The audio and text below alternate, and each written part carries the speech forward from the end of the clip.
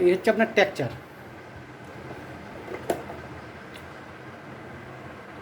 টেক্সচারটা এই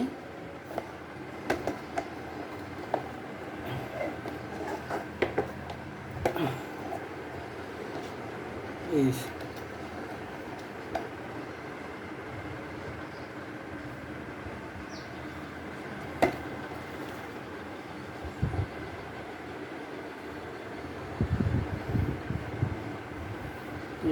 এইসব জায়গায় স্ক্রু করে আপনার ওই বাটামে হলো পাইপ বলুন আর ফাইবার বলুন যাতেই আপনি লাগাবেন এবং এই ডিল হয়ে ঢুকে যাবে।